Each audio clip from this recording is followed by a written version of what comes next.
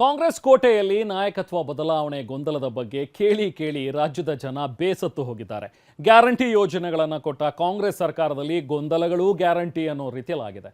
ಅಂತೆಕಂತೆಗಳಿಗೆ break ಹಾಕಬೇಕಾಗಿದ್ದ high command ಗಪ್ಚುಪ್ ಅಂತಿದ್ರೆ, ಮತ್ತೊಂದು ಕಡೆ ಮೊದಲ ಬಾರಿ ಶಾಸಕರಾದವರು ನಮಗೆ ಮಂತ್ರಿಗಿರಿ ಬೇಕು ಅಂತ ಗ್ಯಾಂಗ್ ಕಟ್ಕೊಂಡು ಡಿಮ್ಯಾಂಡ್ ಮಾಡ್ತಿದ್ದಾರೆ.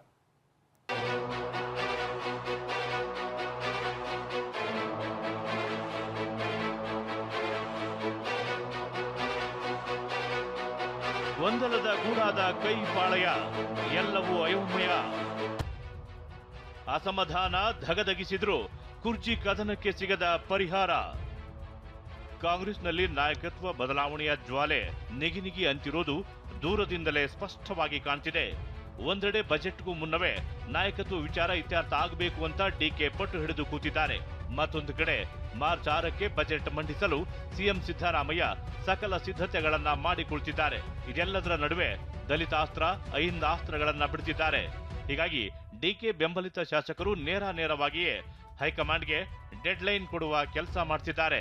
ನಾವು ಇಷ್ಟೇ ಕೇಳುವುದು, ನಮಗೆ ಒಂದು ಗೊಂದಲ ಬಗೆಹರಿಸಿ. ಸಿದ್ದರಾಮಯ್ಯ ಕಂಟಿನ್ಯೂ ಆಗ್ತಾರ, ಯಾರ್ದು ತಕರಾರೆಲ್ಲ ಕಂಟಿನ್ಯೂ ಆಗಲಿ, ಬದಲಾವಣೆ ಮಾಡ್ತಾರ, ಇಂಥ ದಿವಸ ಮಾಡ್ತೀವಿ ಅಂತ ಹೇಳಲಿ, ನೋಡೋಣ. ಇನ್ನೂ ಒಂದು ಈ ಮಂತಲ್ಲಿ ನೋಡ್ತೀವಿ. ಇಲ್ಲ ಇದೇನೋ ಬಗೆಹರಿಯಲ್ಲ, ಇವರು ಯಾರು ಆಸಕ್ತಿ ತೋರಲ್ಲ ಅಂದ್ರೆ ನಾವೇ ಹೋಗಿ ನೇರವಾಗಿ ಹೈಕಮಾಂಡ್ ಮೇಲೆ ಒತ್ತಾಯ ಮಾಡ್ತೀವಿ. ಗೃಹ ಸಚಿವ ಪರಮೇಶ್ವರ್ ಹೈಕಮಾಂಡ್ ಏನ್ ತೀರ್ಮಾನ ಮಾಡುತ್ತೋ ಗೊತ್ತಿಲ್ಲ ಎಂದಿದ್ದಾರೆ. ಅದೇ ನಮಗೂ ಗೊತ್ತಿಲ್ಲ ಅನ್ನೋದು. ಏನೇ ಆದರೂ ಕೂಡ ಒಂದು ಬದಲಾವಣೆಗಳು, ಶಾಸಕರ ಬದಲಾವಣೆ ಮಾಡೋದು, ಮಂತ್ರಿಗಳ ಬದಲಾವಣೆ ಇವೆಲ್ಲ ನಡೀತಾ ಇರ್ತಾವಲ್ಲ. ನಾಯಕತ್ವ ಬದಲಾವಣೆ ಕಚ್ಚಾಟ, ಸಂಪುಟ ಪುನರ್ರಚನೆಗೂ ಗ್ರಹಣ. ನಾಯಕತ್ವ ಬದಲಾವಣೆ ಗೊಂದಲದಿಂದಾಗಿ ಸಂಪುಟ ಪುನರ್ರಚನೆಗೂ ಗ್ರಹಣ ಹಿಡಿದಿದೆ. ಡಜನ್ಗೂ ಹೆಚ್ಚು ಸಚಿವಾಕಾಂಕ್ಷಿಗಳು ಮಂತ್ರಿ ಆಗಬೇಕು ಅಂತ ಆಸೆಗಣ್ಣಿನಿಂದ ಎದುರು ನೋಡ್ತಿದ್ದಾರೆ. ಈ ನಡುವೆ ಮೊದಲ ಬಾರಿ ಗೆದ್ದ 31 ಶಾಸಕರು ನಮ್ಮಲ್ಲಿ 5ವರಿಗೆ ಸಚಿವ ಸ್ಥಾನ ಕೊಡಿ ಅಂತ ಹೈಕಮಾಂಡ್ಗೆ ಪತ್ರ ಬರೆದಿದ್ದಾರೆ.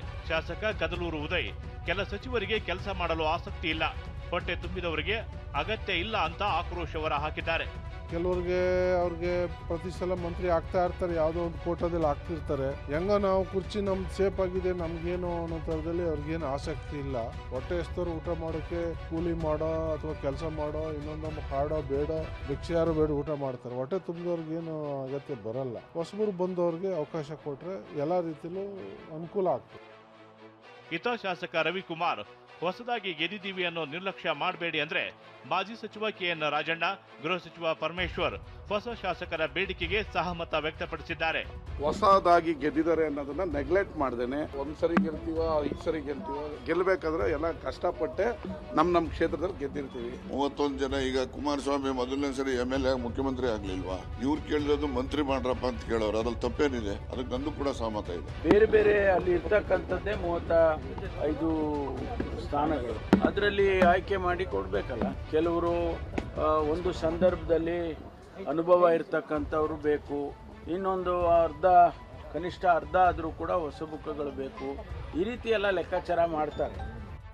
ಇನ್ನು ಹೊಸ ಪೀಳಿಗೆ ಬೆಳೆಯಬೇಕು ಎಂದಿರುವ ಡಿಸಿಎಂ ಡಿಕೆ ಶಿವಕುಮಾರ್, ನಾನು ಮಂತ್ರಿ ಮಂಡಲ ಮಾಡ್ತೀನಿ ಅಂತ ಹೇಳಿಲ್ಲ, ಸಿಎಂ ಮಾಡ್ತಾರೆ, ಲಾಬಿ ಮಾಡೋರು ಮಾಡ್ತಾರೆ ಅಂತ ಮಾರ್ಮಿಕವಾಗಿ ನುಡಿದ್ರು. ಹೊಸ ಪೀಳಿಗೆ ಬೆಳಿಬೇಕಲ್ಲ, ಎಷ್ಟು ದಿನ ನಾವೇ ಇಲ್ಲಿ ಗೂಟ ಹೊಡ್ಕೊಂಡು ಕೂತ್ಕೊಳ್ಳೋಕಾಯ್ತೈತೆ? ಹೊಸ ಜನರೇಷನ್ ಬರಬೇಕಾ, ಹೊಸ ಆಲೋಚನೆ ಬರಬೇಕಲ್ಲ. ನಾನು ಹೊಸಬ್ರುಗಳು ಇರಬೇಕು ಅನ್ನೋದಕ್ಕೆ ನಾನು ಅವ್ರಿಗೆಲ್ಲ ಪ್ರೇರಣೆ ಕೊಡೋರು, ಅವ್ರನ್ನ ತಯಾರು ಮಾಡಬೇಕಲ್ಲ. ನಾನು ಮಂತ್ರಿ ಮಂಡಲ ಮಾಡ್ತೀನಿ ಅಂತ ನಾನು ಹೇಳೂ ಇಲ್ಲ, ಹೇಳಿದೆ. ಚೀಫ್ ಮಿನಿಸ್ಟರ್ ಹೇಳಿದ್ದಾರೆ ನನ್ನ ಕ್ಯಾಬಿನೆಟ್ ಎಕ್ಸ್ಪ್ಯಾನ್ಷನ್ ಮಾಡ್ತೀನಿ ಅಂತ ಹೇಳಿದ್ದಾರೆ. ಅವರು ಎಕ್ಸ್ಪ್ಯಾನ್ಷನ್ ಮಾಡ್ತಾರೆ ಅಂತ ಕೆಲವರು ಡೆಲ್ಲಿಗೆ ಹೋಗ್ತಾರೆ, ಕೆಲವರು ಪತ್ರ ಬರೀತಾರೆ, ಕೆಲವರು ಇನ್ನೆಲ್ಲ ಹೊರಗಡೆ ಹೋಗಿ ಇನ್ಫ್ಲುಯೆನ್ಸ್ ಮಾಡ್ತಾರೆ. ಅವರ ಆಸೆ ಇರ್ತದೆ. ಅದೇನೇ ಹೇಳಿ, ಕಾಂಗ್ರೆಸ್ ಕೋಟೆ ಅಯೋಮಯವಾಗಿ ಕಾಣ್ತಿರೋದಂತೂ ವಾಸ್ತವ. ಪ್ರಸನ್ನ ಗಾಂವ್ಕರ್, TV9, ಬೆಂಗಳೂರು.